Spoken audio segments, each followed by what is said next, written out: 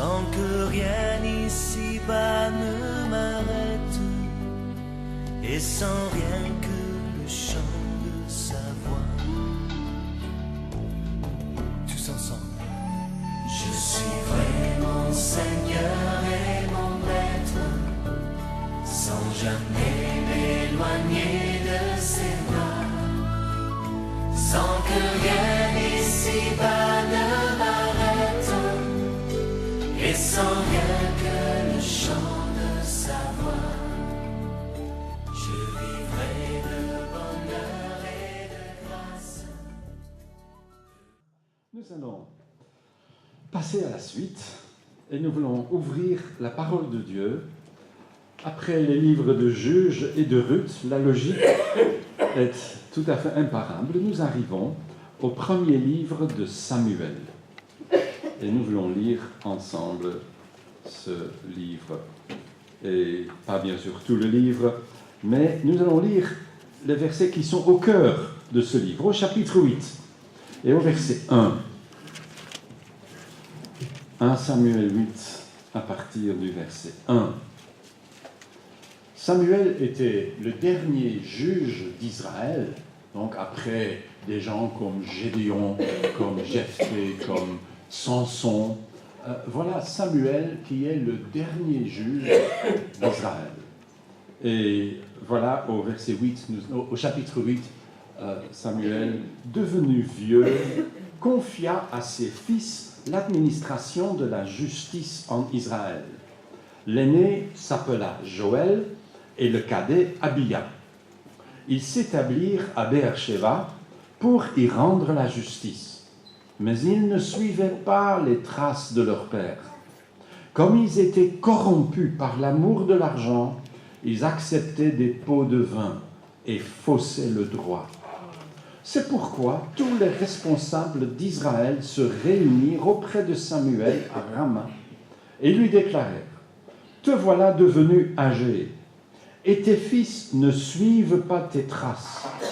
Maintenant, établis sur nous un roi, pour qu'il nous dirige comme cela se fait dans toutes les autres nations. » Cette demande d'établir sur eux un roi pour les diriger déplut à Samuel, et il pria l'Éternel.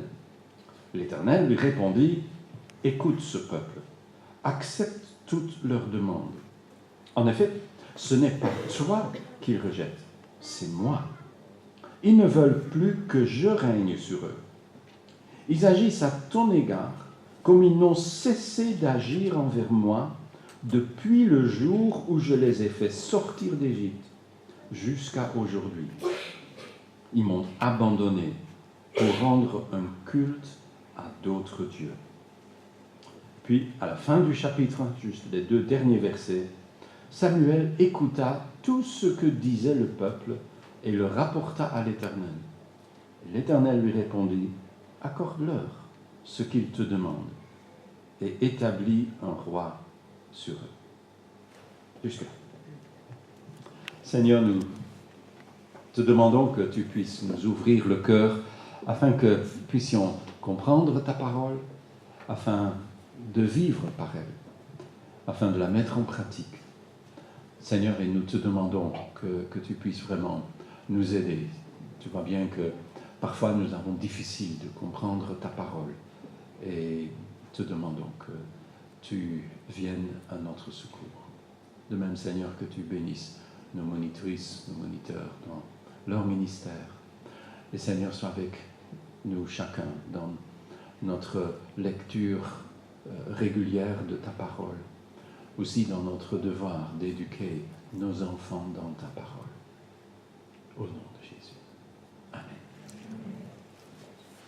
Le refrain au livre des Juges, vous vous rappelez, c'était « En ce temps, il n'y avait pas de roi en Israël. » Et chacun faisait comme bon lui semblait. Avec Samuel, nous arrivons à la fin de cette période. Il est le dernier juge. Et après lui, le problème se pose.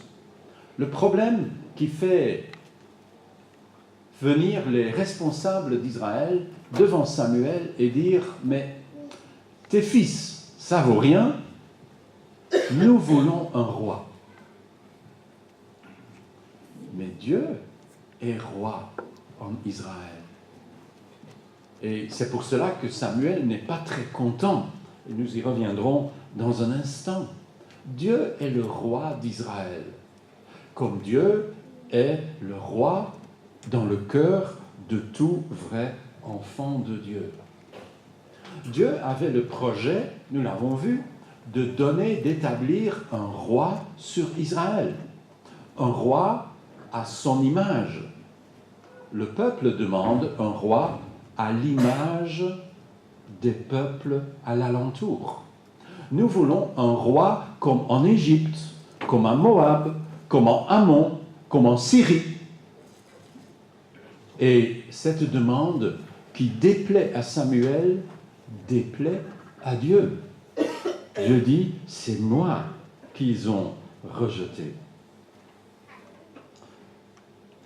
À l'arrière-plan de ce chapitre et de ce livre, et ici nous sommes au cœur de ce livre, même si on n'est qu'au chapitre 8, il y a 31 chapitres, mais on est ici vraiment au cœur. Tout le reste du livre s'explique à partir de ce que nous avons lu. Derrière cela, il y a bien sûr, haut et fort, la question de la volonté humaine. Je veux. C'est des paroles extrêmement fréquemment citées par nos enfants. Dès le tout petit âge, je veux. Et en tant que parents, nous apprenons que ce n'est pas bon de donner suite à cela. Nos enfants ont besoin d'apprendre que ça ne tourne pas autour d'eux.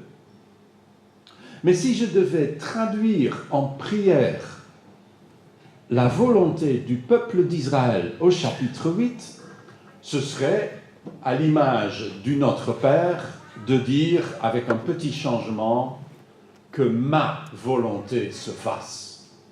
Si pas au ciel, certainement sur terre. Et ça, c'était l'idée du peuple. Et cela va avoir une grande influence sur leur avenir. Est-ce qu'il y aura un roi selon Dieu ou un roi selon le peuple? Est-ce que Dieu fera ce qu'il veut ou est-ce que, horreur, Dieu fera ce que nous voulons? Le premier livre de Samuel nous montre ce qui se passe quand Dieu fait ce que nous voulons. Alors, entrons dans le détail de cela. Le cœur est toujours au cœur. La question essentielle est toujours celle du cœur. Le cœur, avait dit Jérémie le prophète, le cœur est tortueux plus que toute autre chose. Il est incurable. Qui peut le connaître? Moi, l'Éternel, je sonde les cœurs, je scrute le tréfonds de l'être, pour donner à chacun ce que lui auront valu sa conduite et les effets de ses agissements. Le cœur est au cœur. C'est dans toutes nos vies pareil. C'est comme ça ici pour le peuple. Regardons le cœur du peuple d'Israël dans son intercation avec Samuel. Au centre, il y a tout d'abord la question du discernement. Le peuple prend acte de la situation. Les fils de Samuel ne valent pas grand-chose. Ce sont des gens vendus à l'argent. Ce ne sont pas eux qui doivent diriger le peuple. Cela, tout le monde le comprend bien. Alors, il faut discerner ce qui serait vraiment important et utile. Si nous nous fions à notre propre discernement, nous pourrions nous tromper gravement. Un peu plus tard, le nouveau roi Salomon va prier, « Seigneur, donne-moi un cœur qui discerne. Sans cela, je ne peux pas conduire le peuple. » Le discernement est quelque chose que Dieu nous donne quand on le lui demande. Si quelqu'un manque de sagesse, dira la fin du Nouveau Testament, qu'il la demande à Dieu et il lui en sera donné librement. Dieu pourvoit dans la sagesse. Mais voilà, le discernement chez le peuple d'Israël n'est pas terrible. Ils oublient. On pourrait partir en pèlerinage et on n'aurait pas besoin d'aller très loin de Rama où il se trouve. Et on trouverait le monument qu'il avait dressé peut-être 10 ans plus tôt. Il y avait eu des gros problèmes. Les Philistins étaient devenus les ennemis acharnés du peuple d'Israël. Et ça va durer pendant tout le livre de Samuel. C'était le danger du moment. Et ils avaient voulu surprendre le peuple d'Israël rassemblé en une réunion de jeûne et de prière. Et voilà que Dieu intervient. Parce que Dieu est le roi d'Israël. Et Dieu fait entendre par les Philistins un bruit au point qu'ils tournent les talons et s'enfuient à toute allure. Et le peuple d'Israël n'a plus qu'à courir derrière pour ramasser le butin. Dieu avait donné une grande victoire. Et ils ont dressé un monument, une pierre debout, et ils l'ont appelé en hébreu Eben Etzer. De là que vient le prénom américain Ebenezer. La pierre du secours. Dieu nous a secourus. À la fin de 1 Samuel 7, s'il y a un chant qu'on aurait sans doute pu entendre en Israël, s'il l'avait connu, c'est « Notre Dieu règne encore. Jamais son amour ne s'endort. Le vent se déchaîne, nos cœurs sont en peine, mais Dieu nous conduit jusqu'au port. Oui, Dieu règne. » Mais 10 ans plus tard, les choses n'ont pas l'air pareilles. Et le peuple se dit, il nous faut autre chose. Ils discernent que leur besoin est d'avoir un roi à l'image des autres peuples. Donc ils viennent à Samuel, et derrière Samuel, ils viennent à Dieu, et ils lui disent ce qu'il doit faire. Vous connaissez ça dans la prière? De dire à Dieu ce qu'il devrait faire? Parfois, si on écoute bien, nos prières ressemblent à cela. Seigneur, pour bien faire, tu devrais, et de grâce, pas trop tarder, parce que ça urge. Oui? Nos prières sont parfois comme ça. Ne le nions pas. Nous ne sommes pas mieux que les Israélites au temps de Samuel. Et nous sommes en danger. Imaginez, oh horreur. Ah, vous dites au moment même, vous dites, oh bonheur. Mais c'est une horreur. Si Dieu devait faire selon notre volonté. Si Dieu devait prendre au mot certaines des bêtises que vous comme moi, parfois, on sait dire dans la prière. Alors, pieusement, nous ajoutons « si c'est ta volonté », mais en fait, nous avons déjà fait comprendre à Dieu qu'il vaut mieux que ce soit sa volonté. Il y a un problème en Israël. Et ce problème va causer tout le reste. Le problème pourrait être traduit par le mot « obstination ». Ils ont un cœur obstiné. Je veux ça. Vous vous rappelez, si vous êtes de mon âge, ou vous savez, si vous êtes plus jeune, comment peuvent faire nos enfants parfois. Je veux. Et si ça ne se fait pas, je pleure. Et je sais bien que tu n'aimes pas quand je crie. Alors je crie très fort. Ah, nos chers enfants. Un cœur obstiné. Voyez, ils ne veulent pas Dieu. Dieu, d'ailleurs, l'a bien compris, et c'est la chose qu'il dit. Ils me rejettent. Ils ne veulent pas Dieu. Ils veulent un truc de la part de Dieu. Ils veulent, pour eux, le truc, c'est un roi. Tu vois comment les Égyptiens ont le pharaon? Nous voulons quelque chose comme ça. Ça marche. Vous imaginez que Dieu dise oui? Eh bien, en 1 Samuel, Dieu a dit oui. Et le livre est là pour hanter nos prières.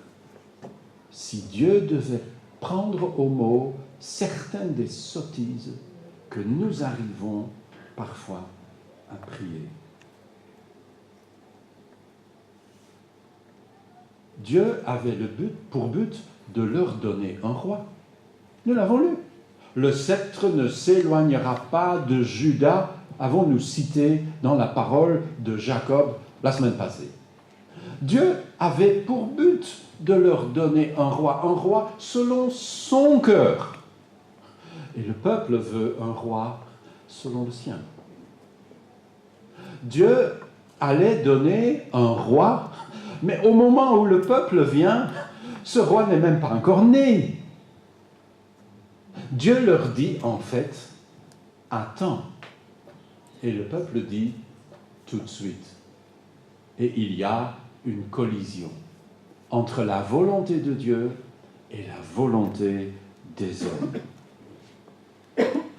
Ils ne veulent pas attendre l'heure de Dieu. Ils veulent que Dieu agisse selon l'heure des hommes. C'est aujourd'hui. Pourquoi est-ce que Dieu a écouté le peuple? Dieu savait que David était la réponse aux besoins du peuple. La réponse telle que Dieu l'avait prévue. Pourquoi? Si Dieu savait que le seul roi qui allait satisfaire le besoin était David, pourquoi a-t-il donné Saül? Mais Dieu a donné Saül pour autant qu'on puisse sonder le cœur de Dieu. C'est beaucoup plus facile de sonder le cœur du peuple parce que eux, ils sont comme nous. Le cœur de Dieu, c'est beaucoup plus compliqué. Mais pour autant qu'on puisse comprendre, Dieu a donné Saül pour peut-être l'une des deux raisons suivantes. Tout d'abord, Saül était une concession à la volonté obstinée du peuple. Dieu a dit, vous voulez? Ok. Et ce ok divin devait sonner le glas dans nos âmes. Si Dieu nous dit, tu le veux? Je te le donne. Ce n'est pas ce que je voudrais te donner. Mais puisque tu le demandes et que tu insistes et que tu ne veux rien d'autre, je vais te donner selon ta prière. Et 1 Samuel nous dit le malheur qui peut venir d'être écouté dans notre cœur obstiné. Dieu donne Saül. Parce que ça, c'est clair. C'est Dieu qui donne Saül. C'est répété à plusieurs endroits dans ces chapitres ici au cœur de 1 Samuel. C'est lui qui va donner. Et Dieu va dire à Samuel, c'est celui-là, celui qui dépasse tout le monde d'une tête. C'est celui-là qui est le roi que j'ai trouvé pour Israël, mais sous-entendu que j'ai trouvé comme réponse à leur prière, à leur volonté obstinée. Vous voyez, Saül était le meilleur roi possible pour le moment. Il n'y avait pas de meilleur que Saül. C'est le meilleur selon l'échelle humaine. C'est le meilleur quand le meilleur de Dieu dure trop longtemps et que tu veux une réponse tout de suite. Alors vient Saül, un homme remarquable, un homme pour qui Dieu va faire des merveilles. Et nous allons le lire tout à l'heure. Mais un homme à qui Dieu n'a jamais donné la promesse qu'il donnera à son roi, David. Il ne lui dira jamais qu'il sera roi et que ses fils après lui régneront. Il n'y a pas de dynastie qui est créée. Bien au contraire, Samuel va vertement réprimander le peuple et les avertir, si vous ne craignez pas l'Éternel. Nous lisons cela au chapitre 12 et à la fin. Si vous ne craignez pas l'Éternel, si vous faites le mal, vous serez détruits, vous et votre roi. Saül n'est pas la réponse du cœur de Dieu. Il est une concession insuffisante. Dieu sera avec lui, mais il est en probation dès le début. Au chapitre 13, les choses vont plutôt mal. Saül se révèle comme un homme qui vit sans Dieu, qui n'a pas de place pour Dieu dans son cœur. Ça pose une question que nous poserons après. Alors au chapitre 13, nous lisons, et au verset 13, Samuel dit à Saül, « Tu as agi comme un insensé. Tu n'as pas obéi au commandement que l'Éternel ton Dieu t'avait donné.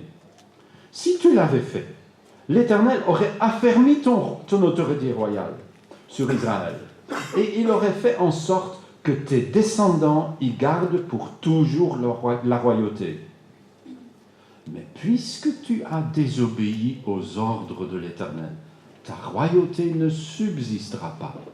L'Éternel a décidé de se chercher un homme selon son cœur et de l'établir chef de son peuple. » Et là, tout est dit. C'est que Saül n'est pas l'homme selon le cœur de Dieu. Il est le meilleur possible, mais il n'est pas selon le cœur de Dieu. Il sera donc toujours insuffisant. Et nous lisons 2 chapitres plus loin, à la fin du chapitre 15, l'histoire de Saül est déjà finie. Il va encore régner pendant de longs chapitres, mais en fait l'histoire est déjà finie. Nous lisons le verset 35 du 15.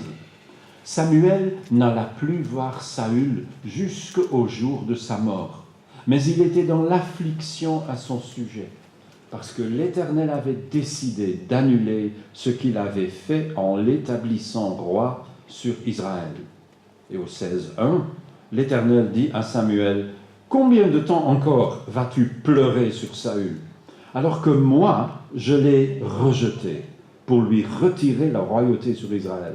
Remplis ta corne d'huile, va à Bethléem, je t'envoie chez Isaïe, car je me suis choisi pour moi un roi parmi ses fils. » Et ça sera bien sûr David, le petit dernier. C'est déjà fini. On n'est pas encore à moitié du livre. Et c'est déjà fini. Saül est déjà un homme du passé. Il règne encore jusqu'à la fin amère au chapitre 31, mais il est déjà fini. Dieu l'a rejeté. Pourtant, on ne peut pas dire que Dieu n'avait pas fait tout ce qu'il pouvait pour que cet homme puisse devenir un roi extraordinaire. Dieu n'a pas été mauvais joueur. Vous voulez que moi je ne veux pas? Ben, je vais vous donner le pire. Dieu n'a pas fait régner un Hitler sur Israël au temps de Samuel. il a donné le meilleur. Ce meilleur, c'est Saül. Saül était de la tribu de Benjamin et Saül était un homme de grande taille. Il dépassait tout le monde d'une tête. Un vrai roi. Ah, la couronne se verrait de loin. Un homme courageux, un homme avec des qualités. C'était pas le dernier venu, c'était le premier venu. Et Samuel va le retrouver parce que Dieu lui dit « J'ai trouvé quelqu'un dans la famille de Kis à Bethléem, va chercher. » Et Samuel y va et il tombe sur Saül et il va lui faire une annonce qu'il va être roi en Israël et il lui dit ceci au chapitre 10 et au verset 6. Il dit, quand tu seras parti d'ici, alors l'Esprit de l'Éternel tombera sur toi, et tu deviendras tout exalté comme eux, et tu seras changé en un autre homme. Au verset 9, Saül quitta Samuel, et lorsqu'il se retourna pour reprendre la route, Dieu opéra une transformation en son cœur. L'Esprit de Dieu tomba sur lui.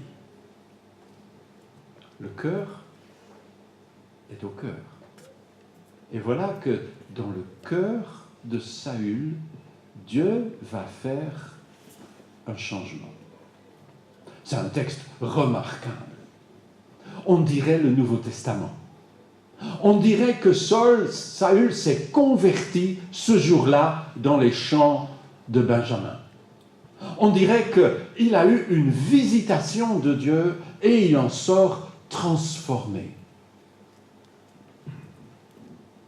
Que s'est-il passé? Comment peut-on rimer ces versets si glorieux?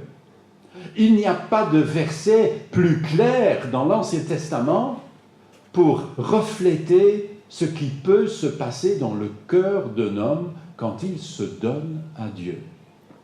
Quand tu te donnes à Dieu, quand tu mets ta foi en Jésus, ton cœur est changé.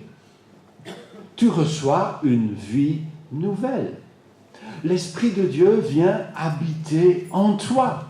C'est presque comme ce qui se passe avec Saül ici en 1 Samuel 10. Vous voyez, on ne peut pas dire que Dieu n'a pas joué le jeu. Saül n'était pas son choix, entendons son premier choix, son vrai choix. Son vrai choix n'était pas encore né. Le peuple aurait dû attendre et faire confiance en ce Dieu qui régnait sur lui. Mais il n'a pas voulu. Il a voulu, ici et tout de suite, obtenir ce qu'il voulait. Et Dieu dit oui. Et il y a des oui de Dieu qui sont pires que des non. Saül n'était pas son premier choix. Mais Dieu n'a pas été mauvais joueur. Il va équiper cet homme de son esprit. Nous lisons ça dans le livre des Juges à répétition. L'Esprit de Dieu était sur lui. Et vous avez Samson qui, avec ses poings, va gagner une bataille contre une armée. Comment possible? Ah, l'Esprit de Dieu, ça explique tout. Et ainsi de suite. Dans le livre des Juges, ça se voit à plusieurs reprises. Et c'est ce qui se passe ici avec Saül. Alors, essayons de comprendre. Si vous lisez bien le texte, et on doit bien lire le texte, notre problème est parfois que nous sommes des lecteurs trop pressés, trop rapides. On lit ça et on croit qu'on a tout compris. Et parfois on a compris le contraire. On doit parfois prendre un peu plus de temps. Quand vous lisez le premier livre de Samuel, mettez-vous au cœur de chercher toutes les mentions qui parlent de la foi de Saül, de l'amour que Saül avait pour Dieu. Prenez un crayon et soulignez chaque fois que vous rencontrez une mention. Votre crayon ne va pas être beaucoup usé. Il n'y en a pas un. Quand dans le Nouveau Testament, Dieu promet ces choses, c'est quelque chose qui est donné à ceux qui croient. Quand le geôlier de Philippe demande à Paul « Que dois-je faire pour être sauvé, pour obtenir tout ça? Que dois-je faire pour être sauvé? Crois au Seigneur Jésus et tu seras sauvé. » Mais il n'y a pas de foi chez Saül. Ça lui tombe dessus, littéralement. Dieu intervient et Dieu lui donne. Ce qui se passe ici, ce n'est pas ce qui vient du cœur de Saül. Comme plus tard, c'était la tendance naturelle presque du cœur de David. Saül n'est pas quelqu'un de très religieux. Ni avant, si on l'avait connu, ni après, où on le connaît. À aucun moment, vous allez découvrir chez Saül un réel amour et un vrai respect pour Dieu. C'est pas là. Cherchez pas. Pour cela, il faudrait qu'il se convertisse. Mais ici, ce n'est pas une conversion. Dieu, souverainement, lui donne cela, lui fait cela. Et Saül, sous l'impression de ce qui se passe, se met à se comporter comme un prophète de l'époque. Et à la surprise de tout le monde, Saül est comme ça. Ben, j'aurais jamais cru. Continuez à croire, vous étiez dans le juste. C'est pas crédible. Saül n'est pas un homme changé. Il est un homme en qui Dieu va agir. Mais son cœur, est-ce que vous avez déjà lu une prière de Saül? Je ne pense pas qu'il y en a dans la Bible. Et c'est la différence avec Samson. Samson prie. Oui? Samson est en beaucoup de choses, tout sauf un exemple. Nous sommes bien d'accord. Mais Samson prie. Saül, il ne fait pas le tiers du quart de toutes les bêtises et de tous les péchés de Samson. Mais il ne prie jamais. Il n'a pas de place pour Dieu. Il a tellement déjà de place pour Saül qu'il n'y a plus de place pour Dieu. Saül est-il changé? La réponse serait oui et non. Oui, dans un sens. Non, en réalité. Il est toujours l'homme inchangé. Parce qu'il n'y a pas de foi. Parce qu'il n'y a pas d'amour. Parce que finalement, c'est un homme sans cœur. Oui, non. Le truc biologique, il l'a bien. Mais il n'a pas de cœur pour Dieu. Même après chapitre 10, il n'a pas de cœur pour Dieu. Et dès que, à la première instance, il y a un gros problème, et que Samuel lui dit, écoute, avant de combattre, tu m'attends. C'est le problème de Saül. Saül est un homme du 21e siècle. Le verbe attendre n'est pas inscrit dans le dictionnaire. Attendre, c'est quoi? Maintenant, tout de suite, micro-ondes. Et ça ne marche pas. Alors, que fait Saül? Eh bien, qu'on amène le sacrifice. Puisque Samuel n'est pas là, on va faire, parce que la religion nous dit qu'il faut faire comme ça. Ça, c'est Saül. Et bien sûr, au moment où il a terminé ses devoirs religieux, entre guillemets, voilà Samuel qui s'amène. Tu as été un insensé. Et nous avons lu la suite. Dieu a décidé que tu n'auras pas une dynastie. Tes fils ne vont pas suivre sur le trône. Dieu va se chercher un homme selon son cœur. Autrement dit, tu n'es pas cet homme-là. C'est terrible, non? Chers amis, tu t'imagines que Dieu peut agir dans ta vie? Dieu peut même animer de son esprit un homme et sa fin est la perdition. C'est terrible. Je crois que l'exemple de Saül dans l'Écriture devrait hanter les chrétiens. Vous, moi. Si je ne prends pas soin, je peux terminer comme ça. Qu'en est-il de mon cœur? N'ayons pas trop vite confiance dans notre cœur, ce cœur incurable. Nous avons besoin de l'abandonner entre les mains de notre Dieu. Voyez, Dieu est un Dieu jaloux. On n'aime pas cette phrase dans la Bible. Ah! Dieu n'accepte aucun rival. Dieu, dit l'Ancien Testament, ah mais heureusement nous on est dans le Nouveau Testament. Que dit l'Ancien Testament? Tu aimeras le Seigneur ton Dieu de tout ton cœur. Mais dans le Nouveau Testament, c'est dit pareil. Jésus dit ça. Quand on lui demande, tu peux résumer la loi? Jésus dit, tu aimeras le Seigneur ton Dieu de tout ton cœur. C'est pas différent, parce que Dieu ne change pas. C'est la même chose. Et si je donne moins, Dieu n'acceptera pas. Il ne marchandera jamais sur cette condition-là. Tu aimeras le Seigneur ton Dieu de tout ton cœur.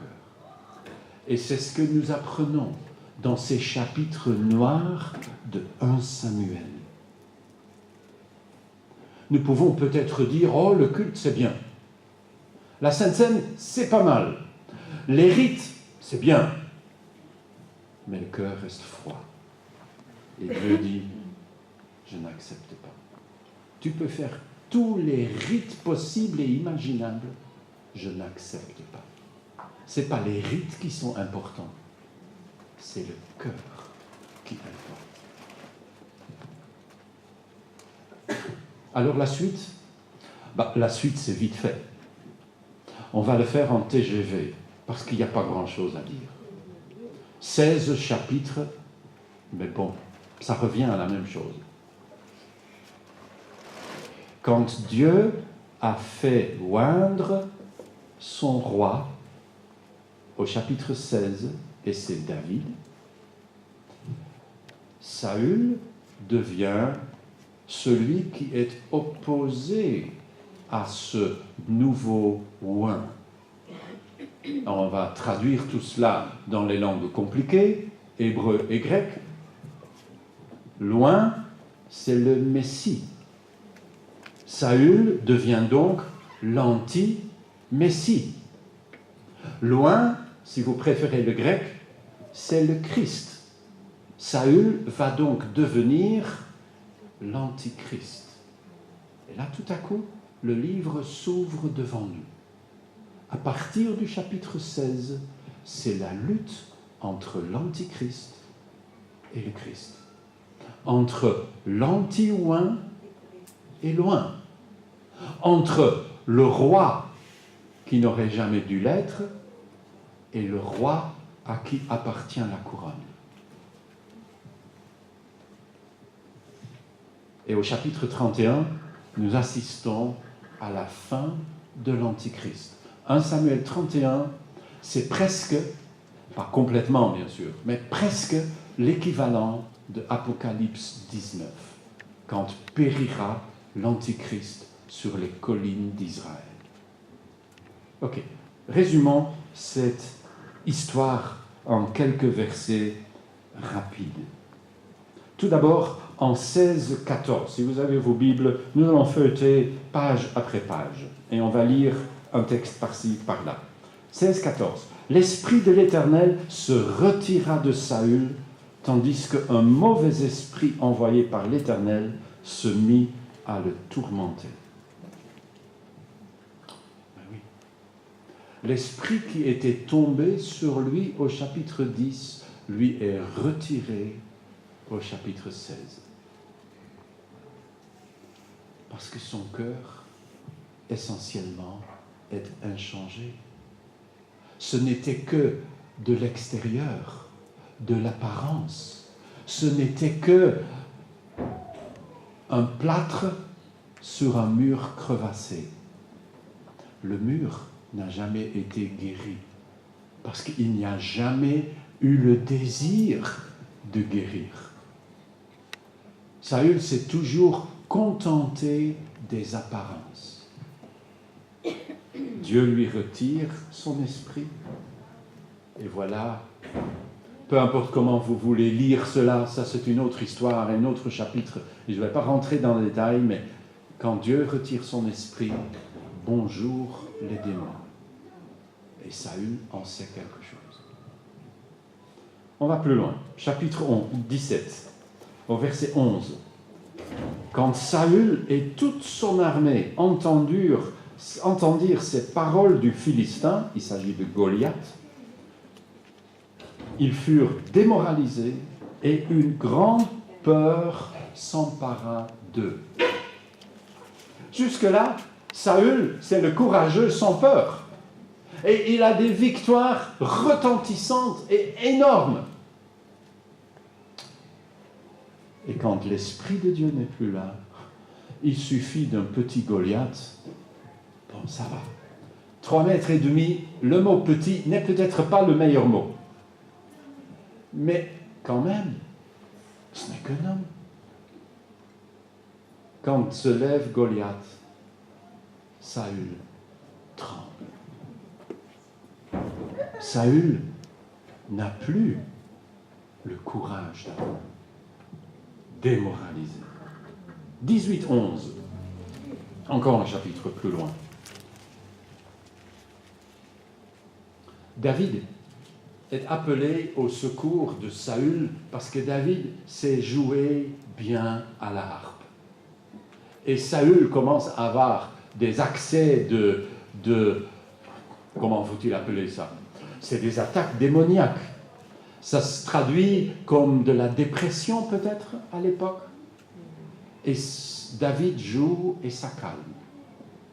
Et tout à coup nous lisons ici en 18-11, soudain Saül lança sa lance en se disant « Je vais le clouer contre la paroi ».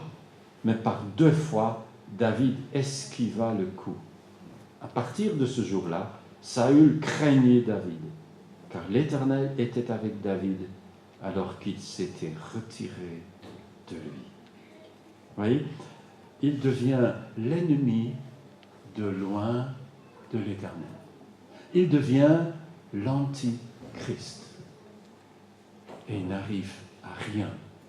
Il ne peut rien y faire et sa peur augmente. Au chapitre 20, Jonathan, le fils aîné, donc le prince héritier, est devenu l'ami proche de David. Et Saül s'emporte contre son fils. Verset 30 du chapitre 20. Alors Saül se mit en colère contre Jonathan et lui cria « Fils de chêne, fils de rebelle, crois-tu que je ne sais pas que tu as pris parti pour le fils d'Isaïe à ta honte et à celle de ta mère? Aussi longtemps que le fils d'Isaïe sera en vie, tu ne pourras pas t'imposer ni établir ta royauté. C'est pourquoi fais-le chercher et ordonne qu'on l'amène sans retard, car il mérite la mort. » Voyez, et vous voyez un Saül avec un royaume, avec beaucoup de menaces de partout. Il va tout oublier et se concentrer sur une chose. David doit mourir. Il est aveuglé. Il devient le persécuteur du Messie. Et ça, bien sûr, 2 chapitres plus loin, tourne au drame.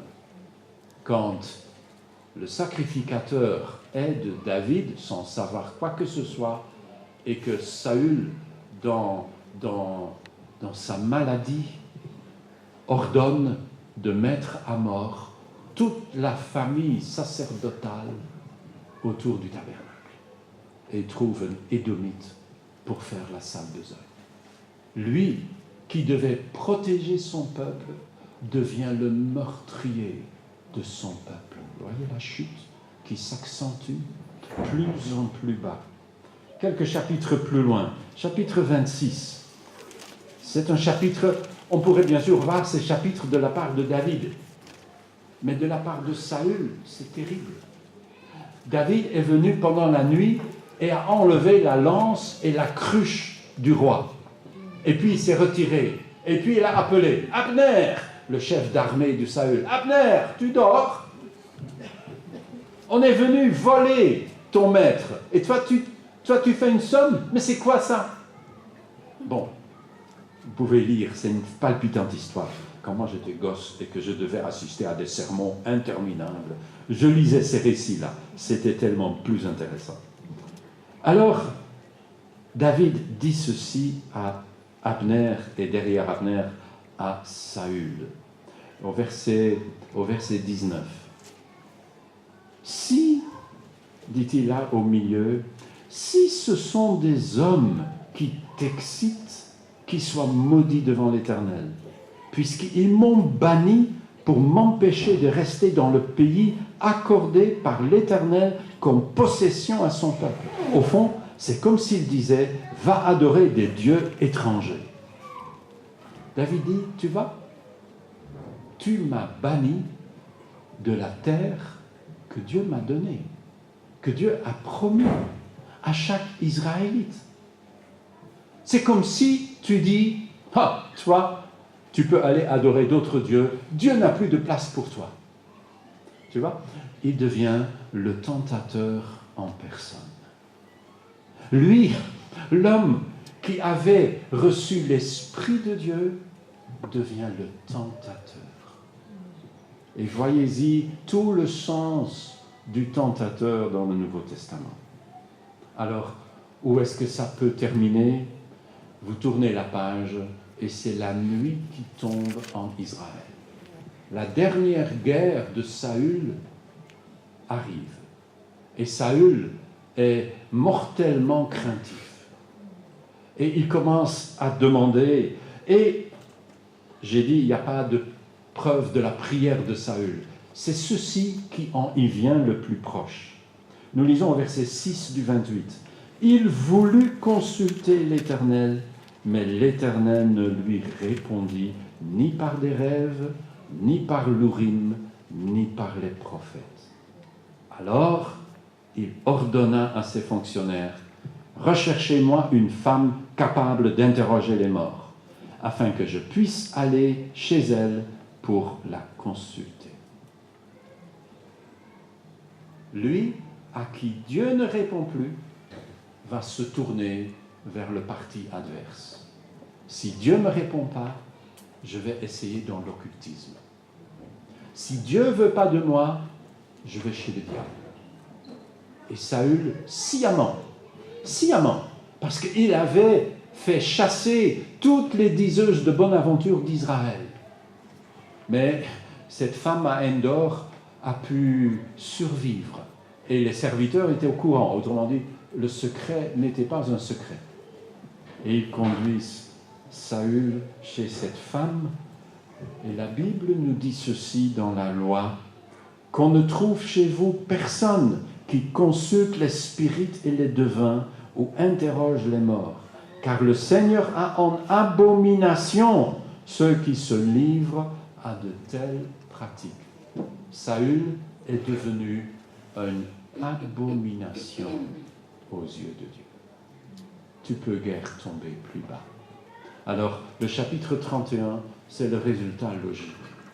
Quand la guerre fait rage et que tous ses fils autour de lui ont été fauchés par la mort, Saül, par peur de tomber vivant entre les mains des Philistins, se jette sur son épée et meurt.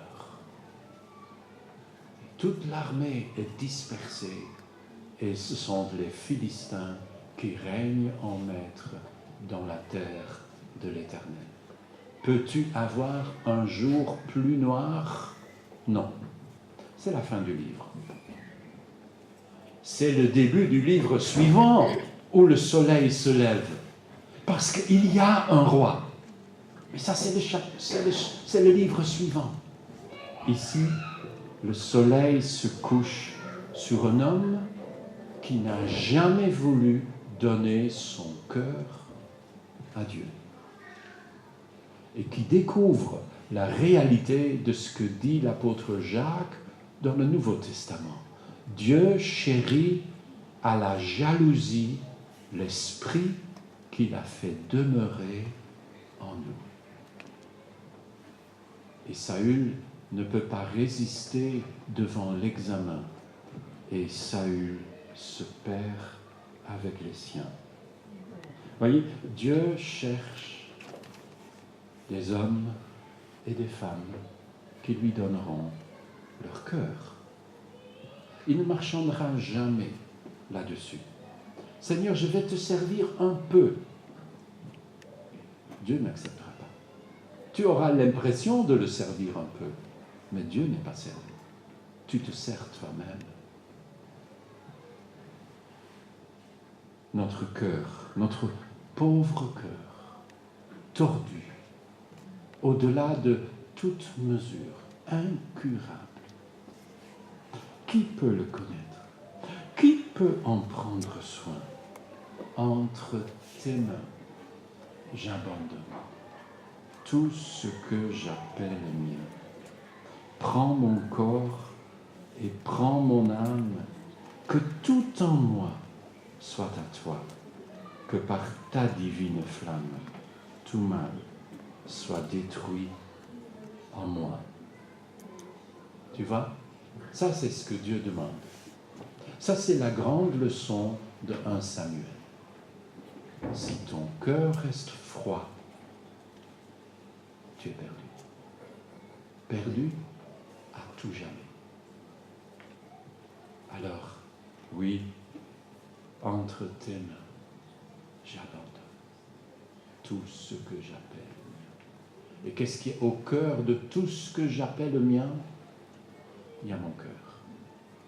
Dieu veut être le maître de mon cœur, du tien. Est-ce qu'il le sera? Est-ce qu'il l'est? Ça ne dépend pas de lui.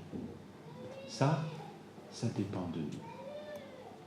Crois au Seigneur Jésus et tu seras sauvé. Prie. Seigneur notre Dieu, nous te rendons grâce pour ta parole. Seigneur, quelle mine d'or que cette parole, par des tournants totalement imprévisibles, tu nous enseignes ta volonté, tes désirs. Seigneur, que Saül puisse être quelqu'un à nous inspirer l'horreur. Parce que ça peut arriver. Et ça ne doit pas arriver. Et ça n'a pas besoin d'arriver. Parce que tu donnes abondance de grâce à quiconque te demande. Seigneur, que cela nous puissions prendre avec nous. Et Seigneur, que tu puisses examiner notre cœur et nous donner la sagesse, le discernement de nous donner à toi, comme nous allons le chanter, entre tes mains, j'abandonne tout ce que j'appelle. Au nom de Jésus. Amen.